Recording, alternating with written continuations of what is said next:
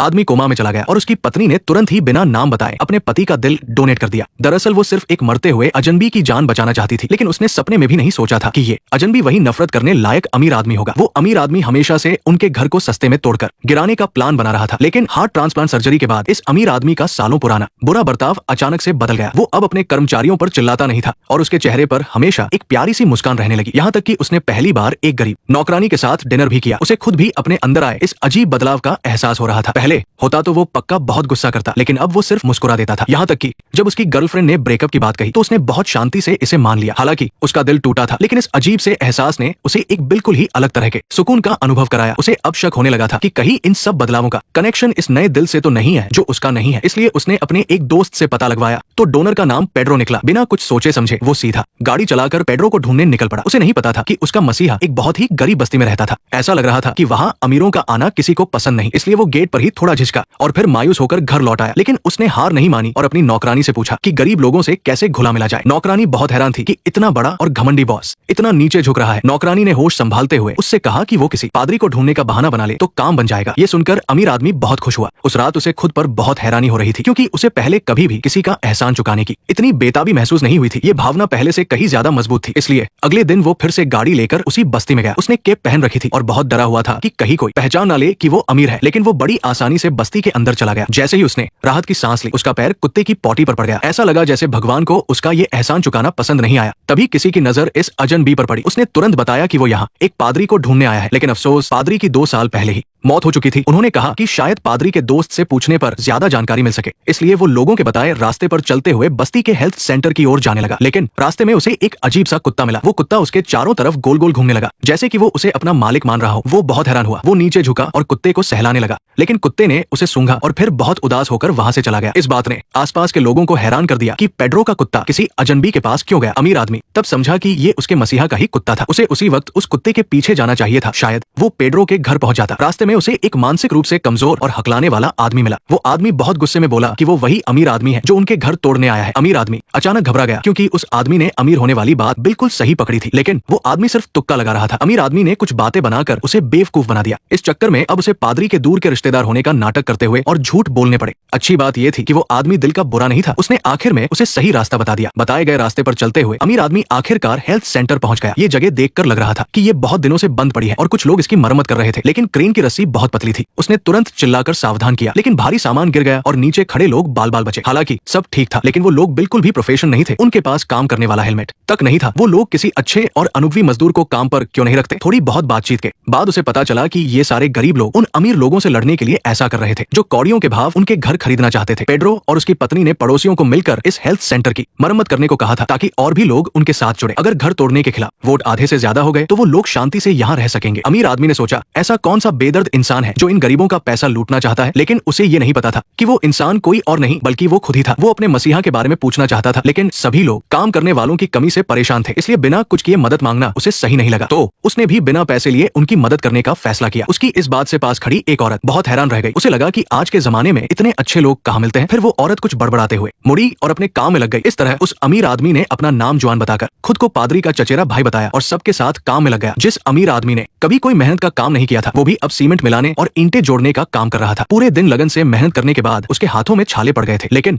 उसने जरा सी भी शिकायत नहीं की। लेकिन जब वो वापस लौट रहा था तो रास्ता भूल गया। शुक्र है उसे दोपहर वाली वही औरत मिल गई। पर वो मसीहा का कुत्ता यहाँ क्या कर रहा था? क्या ये इसी औरत का घर है? वो अभी सोच ही रहा था कि उस औरत ने अपने बेटे को उसे बस्ती के बाहर तक छोड़ने के लिए कहा। रास्ते में उस बच्चे ने अमीर आदमी को बताया कि उसकी माँ के जन्मदिन वाले दिन उसके पापा का एक्सीडेंट हो गया था और वो इस दुनिया से चले गए। हिसाब लगाने पर पता चला कि ये वही दिन था जिस दिन उसकी हार्ट सर्जरी हुई थी। अमीर आदमी गहरी सोच में पड़ गया कि जिस मसीहा को वो ढूंढ रहा था वो इसी बच्चे का पिता था। उसे यकीन नहीं हो रहा था कि दुनिया में ऐसा इत्तेफाक भी हो सकता है, लेकिन अब वो उनका एहसान कैसे चुकाए ये उसे कुछ समझ नहीं आ रहा था। लेकिन उसे पता था कि अगर उसने अपना सच बताया तो पूरी बस्ती के लोग उससे नफरत करने लगेंगे, क्योंकि उसकी महंगी गाड़ी के टायर पहले ही कोई चुरा ले गया था। उसके दोस्त को उसकी सुरक्षा की चिंता हो रही थी। वो उसे ताना मारने लगा कि अमीरों को ऐसी गंदी बस्तियों में जाकर अपना पैसा कमाने का कीमती समय बर्बाद नहीं करना चाहिए। यहाँ तक कि घर की नौकरानी को भी कुछ समझ नहीं आ रहा था, लेकिन अपने मालिक का ऐसा बर्ताव देखकर उसका दिल पसीज गया। वो ऐसे इंसान को बेबस नहीं देख सकती थी जो किसी का एहसान चुकाना चाहता हो, इसलिए अगली सुबह वो अपने पति के कपड़े ले आई और अपने बॉस को पहनने को कहा। जब बॉस हैरान था तब उसने उसे हाथ की महंगी घड़ी भी उतारने को कहा। मजबूर होकर उसे घड़ी उतारकर अपनी शर्ट की जेब में छिपानी पड़ी। इसके बाद नौकरानी ने अपना बस पास निकाला और बॉस को दे दिया ताकि वो आम इंसानों की तरह बस में सफर करे। बस 2 स्टॉप के बाद वो वहां पहुंच सकता था। इस तरह बिना किसी शक के वो अमीर आदमी किसी खतरे में भी नहीं पड़ता। लेकिन उस दिन वो फिर से ऑफिस नहीं गया और शहर का मेयर जैसा बड़ा क्लाइंट उससे बिजनेस डील के लिए इंतजार कर रहा था। लेकिन उसने ये सारा काम अपने जिगरी दोस्त पर डाल दिया, ये सोचकर कि सब ठीक हो जाएगा। पर किसे पता था कि बस में फोन पर बात करते हुए उसने अपने अमीर होने की पोल खोल दी। इसकी वजह से किसी ने उसका महंगा फोन चुरा लिया और उसके सामने ही उसके ईयरफोन भी छीन लिए। उसने बस में बैठे लोगों से मदद मांगी लेकिन किसी ने भी उसकी तरफ ध्यान नहीं दिया। ऐसा लगा जैसे अमीर लोगों का सब कुछ छिन जाना चाहिए। एक अच्छा इंसान बनना इतना मुश्किल क्यों है? स्टॉप आने पर वो मायूस होकर बस से उतर गया। काम की जगह पर पहुंचते ही वो उदास होकर अपना काम करने लगा। लेकिन वहां के लोगों की सच्चाई और अच्छाई ने उसे ये एहसास दिलाया कि दुनिया में अभी भी अच्छे लोग बहुत हैं। कुछ ही देर बाद मसीहा की पत्नी वैलेरी दौड़ते हुए सबका हालचाल पूछने आई। तभी किसी की नजर जमीन पर पड़ी एक घड़ी पर गई। इस बात ने अमीर आदमी को डरा दिया और वैलेरी का ध्यान भी अपनी ओर खींच लिया। लेकिन उसने खुद को शांत रखते हुए बताया कि ये तो बस सड़क किनारे मिलने वाली एक सस्ती सी घड़ी है। किसी ने कभी इतनी महंगी घड़ी नहीं देखी थी, इसलिए किसी ने ध्यान नहीं दिया। इस छोटी सी घबराहट के बाद वैलेरी काम पर चली गई। लेकिन अमीर आदमी को अभी भी समझ नहीं आ रहा था कि वो उनका एहसान कैसे चुकाए। उसे बस इतना पता चला कि वैलेरी एक बारबेक्यू रेस्टोरेंट में काम करती है। फिर वो थकाहारा घर लौट आया। उसने एक नया फोन खरीदा और सोफे पर बैठकर अपने पुराने वीडियो देखने लगा। उसे यकीन नहीं हो रहा था कि कभी वो इतनी दिखावे वाली जिंदगी में डूबा हुआ था, लेकिन अब वो बदल चुका था। उसने अपने दोस्त टोनी से कसम खाकर कहा कि वो अब कभी भी अपने उन शराबी दोस्तों को पार्टी के लिए नहीं बुलाएगा। टोनी तुरंत समझ गया कि उसका ये अमीर दोस्त फिर से उसी गरीब बस्ती में गया था। उसे यकीन नहीं हो रहा था कि उसका दोस्त बिना किसी फायदे के कोई काम कर रहा है। हद तो तब हो गई जब उसने उस बस्ती को तोड़ने वाले प्रोजेक्ट का विरोध किया। कंपनी का एक शेयर होल्डर होने के नाते टोनी घबरा गया। ये बात साफ थी कि इस प्रोजेक्ट से सबसे ज्यादा मुनाफा इसी अमीर आदमी को होने वाला था। फिर भी उसने अचानक पीछे हटने का फैसला कर लिया। कोई आम इंसान होता तो या तो पागल हो गया होता या उसकी नींद पूरी नहीं हुई होती। लेकिन अमीर आदमी अपने सिद्धांतों पर डटा रहा। उस मसीहा की जान बचाने के एहसान को चुकाने का उसे यही एक रास्ता सूझ रहा था। इस तरह उसने अपने जिगरी दोस्त टोनी को बुरी तरह नाराज करके वहां से भगा दिया। 2 बसें बदलकर सफर करना उसके लिए वाकई बहुत खतरनाक था। इसलिए नौकरानी ने उसे अपने पति की पिकअप ट्रक उधार दे दी। उसके पास वैलेरी से अकेले में बात करने के बहुत से मौके थे, लेकिन ऐसी बात कोई कैसे कह सकता है? आखिर वो खुद ही तो उन लोगों का घर तोड़ने वाला था और अब वही उनकी मदद करना चाहता है। अब ये साबित करने का सिर्फ एक ही तरीका था कि वो अपने काम से अपनी सच्चाई दिखाए। कम्युनिटी सेंटर बनाना उसके लिए सबसे पहला काम बन गया। तभी वैलेरी परेशान सी भागते हुए आई और घबराकर पूछने लगी कि क्या किसी ने उसके बेटे डिएगो को देखा है? जब सबने कहा कि उन्होंने नहीं देखा तो सब लोग बहुत घबरा गए। उन्होंने अलग अलग होकर उसे ढूंढना शुरू किया, लेकिन गली मोहल्ले के किसी भी इंसान ने डिएगो को नहीं देखा था। बच्चे के गायब होने की खबर आग की तरह पूरी बस्ती में फैल गई। ढूंढते ढूंढते वो अमीर आदमी बस्ती के किनारे बने कब्रिस्तान तक पहुंचा। तब जाकर उसे डिएगो दिखाई दिया। दरअसल वो नन्हा बच्चा अपने पिता को याद कर रहा था। स्कूल के बाद वो चुपके से उनकी कब्र पर आ गया था और घर जाने का समय ही भूल गया। उसने अमीर आदमी से कहा कि उसकी एक अधूरी ख्वाहिश है। वो अपने पापा के साथ पैसे बचाकर एक टॉय मोटरसाइकिल खरीदना चाहता था। उसे वही मोटरसाइकिल पसंद थी जो उसके पापा ने चुनी थी, लेकिन अब ये सपना कभी पूरा नहीं हो सकता था। अमीर आदमी जब बच्चे को लेकर घर पहुंचा तो जाहिर सी बात है उसकी मां ने उसे बहुत डांटा। लेकिन जब बच्चे ने बताया कि वो अपने पापा को बहुत याद कर रहा था, इसलिए घर आने का समय भूल गया, तो मां का दिल पसीज गया और उसने उसे माफ कर दिया। वैलेरी को समझ नहीं आ रहा था कि वो इस अमीर आदमी का शुक्रिया कैसे अदा करे, लेकिन अनजाने में ही वो उसकी इस नेकी से बहुत प्रभावित हो गई थी। और अमीर आदमी ने मां और बेटे की पूरी जिंदगी भर की खुशियों के लिए चुपके से अपनी कंपनी में घुसकर कुछ प्रोफेशनल बिल्डिंग मटेरियल चुरा लिया। लेकिन अगले दिन उसकी इस अजीब हरकत का दूसरे शेयर होल्डर्स को पता चल गया। हालांकि अमीर आदमी के दोस्त टोनी ने उन्हें समझाने की बहुत कोशिश की, लेकिन अमीर आदमी की अपनी बहन को उस पर यकीन नहीं हुआ। वो अपने भाई को समझाना चाहती थी कि पैसा कमाना ही असली काम है, लेकिन अमीर आदमी कंपनी में नहीं था, वो उन बिल्डिंग मटेरियल्स को उतार रहा था। वैलेरी को शक हुआ कि ये सब सामान कहां से आया है। अमीर आदमी ने झूठ बोला कि वो ये सब अपने चचेरे भाई के बंद पड़े कंस्ट्रक्शन साइट से उठा लाया है। फिर उसने वो टॉय मोटरसाइकिल निकाली और नन्हे बच्चे को गिफ्ट के तौर पर दे दी। बच्चा खुशी से झूम उठा और शुक्रिया कहने के लिए अमीर आदमी के गले लग गया। वैलेरी को समझ नहीं आ रहा था कि वो इस बात का बदला कैसे चुकाए, क्योंकि ये गिफ्ट बहुत महंगा था। उसने तुरंत बच्चे को स्कूल जाने के लिए कहा, फिर वो वहां से चुपचाप निकल लिया। उसकी बहन गुस्से में भड़कते हुए अपने उस पागल भाई को ढूंढती हुई आई। उसे इस बात की कोई परवाह नहीं थी कि सामान चोरी हो गया या उसके भाई के हाथों में छाले कैसे पड़ गए। उसने बस टेंडर के पेपर्स मेज पर रख दिए। वो अपनी आंखों से देखना चाहती थी कि वो अमीर आदमी उन पर साइन करे, तभी उसे चैन मिलता। अमीर आदमी ने देखा कि उसकी बहन किसी भी तरह पीछे हटने को तैयार नहीं है, तो मजबूर होकर उसने साइन कर दिए। घर तोड़ने का आइडिया कैंसिल करने का प्लान इस तरह फेल हो गया, लेकिन उसका एहसान चुकाने का इरादा अभी खत्म नहीं हुआ था। अगर हेल्थ सेंटर का काम पूरा हो गया और आधे से ज्यादा लोग इस तोड़फोड़ के खिलाफ वोट दे दें, तो भी इस गरीब बस्ती को बचाया जा सकता है। लेकिन उस दिन सबको पता चला कि हेल्थ सेंटर में किसी ने तोड़फोड़ की है। सब लोग बहुत गुस्से में थे कि आखिर ये नीच काम किसने किया है। अमीर आदमी ने सलाह दी कि शायद उन्हें बारी बारी से पहरा देना चाहिए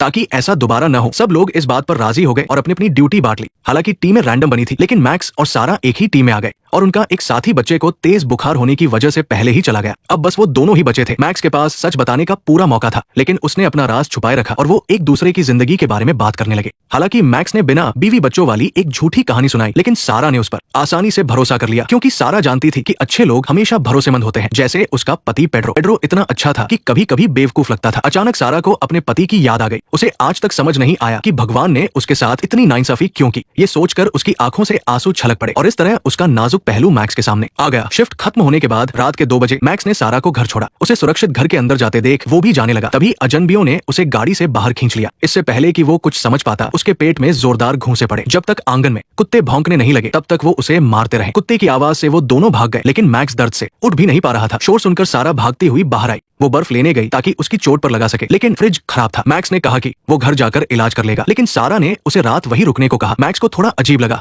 लेकिन वो रुक गया। एक पल के लिए जब वो दोनों पास आए तो उनकी नजरें मिल गई। मैक्स धीरे धीरे सारा के करीब आया और सारा ने भी उसे रोका नहीं। दोनों ने एक दूसरे को चूमा और एक दूसरे के गले लग गए ताकि अपने अंदर के अकेलेपन को मिटा सके। लेकिन सारा अभी भी अपने पति से प्यार करती थी। उसने तुरंत अपनी भावनाओं पर काबू किया और मैक्स को दूर धकेलकर गुड नाइट कहा। दूरी बनाए रखते हुए उनके बीच एक अजीब सा रिश्ता बन गया था। अगली सुबह सारा तैयार होकर खुशी खुशी मैक्स से मिलने गई, लेकिन बेडरूम खाली देखकर वो उदास हो गई। मैक्स अपनी गाड़ी लेकर बहुत पहले ही घर के लिए निकल चुका था। घर पहुंचते ही उसके दोस्त टोनी ने उसे रोक लिया। मैक्स ने उसे अनदेखा किया और बिना कुछ कहे आगे बढ़ गया। इससे टोनी की उत्सुकता और बढ़ गई। वो जानना चाहता था कि क्या हुआ है, लेकिन वो ये भी चाहता था कि मैक्स अपना ध्यान पैसे कमाने पर लगाए। टोनी की बकबक सुनकर मैक्स को गुस्सा आ गया। उसने ठान लिया था कि वो उस बस्ती में जाकर काम करता रहेगा। उसका दोस्त इस बात से खुश नहीं था। उसे समझ नहीं आ रहा था कि मैक्स ऐसा क्यों कर रहा है। उधर सारा एक दुकान पर गई और उसने होरेशियो को खूब सुनाया। उसे यकीन था कि होरेशियो ने ही जुआन को पिटवाया है, क्योंकि होरेशियो हेल्थ सेंटर बनाने के खिलाफ था और उस दिन वाली घटना के पीछे भी होरेशियो का ही हाथ था। लेकिन कोई पक्का सबूत न होने के कारण वो कुछ नहीं कर पाई। उल्टा होरेशियो ने सारा को ही ताने मारे और कहा कि वो एक चरित्रहीन विधवा है जिसके पति को मरे अभी ज्यादा दिन नहीं हुए हैं। ये सुनकर सारा का गुस्सा 7वें आसमान पर पहुंच गया, लेकिन उसके दोस्त उसे वहां से खींच ले गए। बेवजह की लड़ाई मोल लेने का कोई फायदा नहीं था। सारा बहुत गुस्से में थी। तभी बाहर से आवाज आई और वो समझ गई कि जुआन आ गया है। जुआन ने खुशी खुशी बताया कि वो उन माम बेटे के लिए एक नया फ्रिज लेकर आया है। वो उसे अंदर रखवाने ही वाला था कि सारा परेशान हो गई। वो तो अपना पेट काटकर भी नया फ्रिज नहीं ले पा रही थी। उसने पूछा कि तुम्हारे पास इतने पैसे कहां से आए? मैक्स हैरान रह गया। वो तो बस उसे खुश करने के लिए एक गिफ्ट देना चाहता था। सारा को गिफ्ट लेने की आदत नहीं थी, फिर भी उसने फ्रिज रख लिया। उसने अपने बेटे को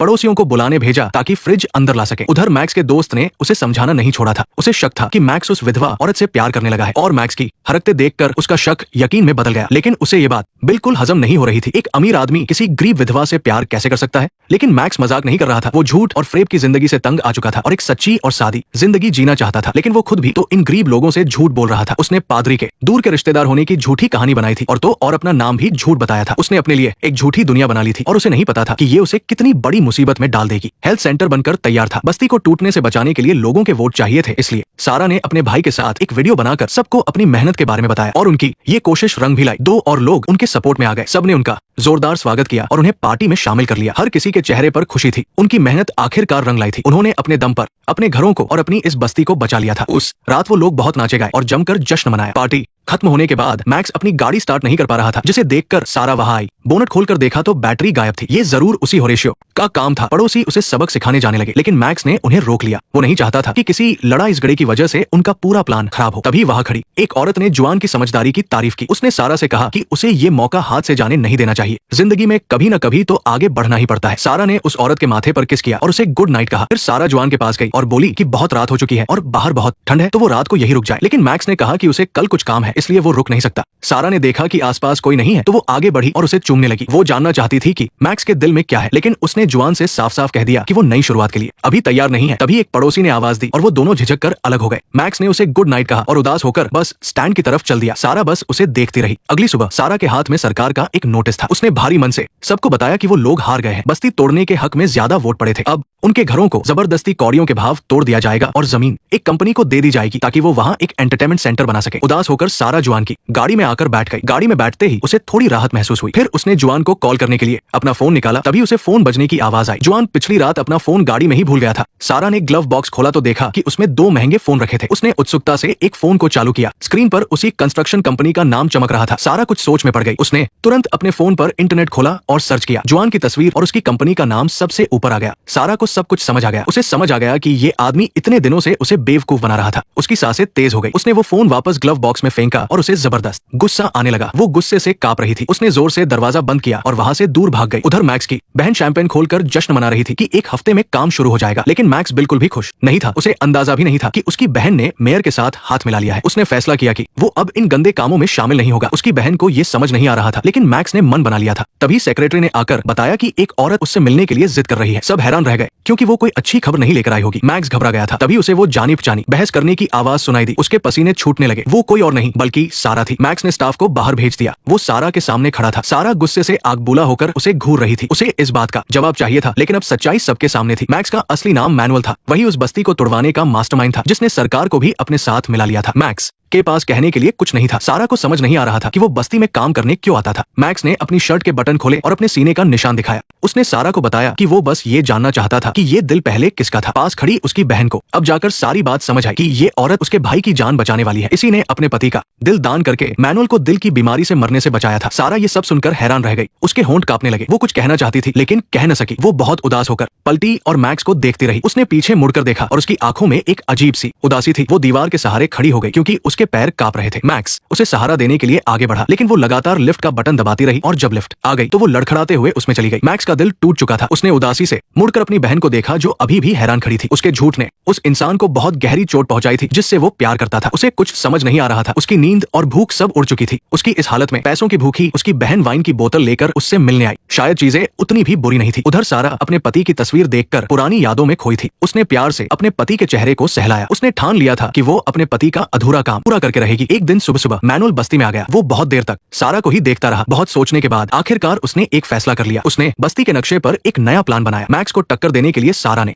कुछ नारे लिखे और लोगों को फिर से इकट्ठा किया। कब्रिस्तान में उसने अपने पति को अपने सारे प्लान के बारे में बताया। तभी एक बुरी खबर आई कि घर तोड़ने वाले बदमाश बस्ती में घुस आए हैं। सारे लोग घबराकर बस्ती के गेट पर इकट्ठा हो गए। उन्हें कुछ समझ नहीं आ रहा था, लेकिन सारा अपने भाई के साथ भीड़ को चीरते हुए सबसे आगे आ गई। उसने सामने देखकर होरेशियो से सवाल किया, लेकिन होरेशियो के चेहरे पर एक घमंडी सी मुस्कान थी। जब काम करने वाली गाड़ियां एक के बाद एक आने लगी तो सारा ने सबको हौसला दिया और सबसे एक साथ मिलकर इंसानों की दीवार बनाने को कहा। सबने एक दूसरे का हाथ पकड़ लिया और शांति से खड़े रहे। मेयर ने कानूनी दस्तावेज हाथ में लिए और उस इंसानी दीवार को बहुत ध्यान से देखा। फिर वो सीधे सारा के पास गया। उसने कागजात सारा को पकड़ाते हुए कहा कि ये गाड़ियां उन्हें यहाँ से निकालने नहीं बल्कि इस बस्ती को संवारने आई है। अगर वो इन पेपर्स पर साइन कर दें तो कंस्ट्रक्शन कंपनी सारा काम संभाल लेगी। वे न सिर्फ हेल्थ सेंटर को फिर से बनाएंगे बल्कि क्लब, पार्क, नालियां, वाईफाई और मनोरंजन के लिए एक कमरा भी बनाएंगे। होरेशियो तो हक्का बक्का रह गया। न सिर्फ घर टूटने से बच गए बल्कि उन्हें अपनी बस्ती को अपग्रेड करने का मौका भी मिल रहा था। ये सुनकर सभी गरीब लोगों के चेहरे खिल उठे। तभी वहां एक गाड़ी आई। लोगों की तालियों के बीच एक जाना पहचाना आदमी गाड़ी से बाहर निकला। सारा की नजर भी उस पर पड़ी। वो आदमी भीड़ की तरफ आ रहा था, लेकिन बस्ती के लोग उस धोखेबाज का स्वागत नहीं करना चाहते थे। लेकिन मेयर ने सबको बताया कि मैनुअल ग्रेक ही इस पूरे प्रोजेक्ट के इंचार्ज है। मैनुअल ने उदास होकर अपनी सच्चाई सबके सामने रखी और शर्मिंदा होकर सबसे माफी मांगी। अब जाकर सबको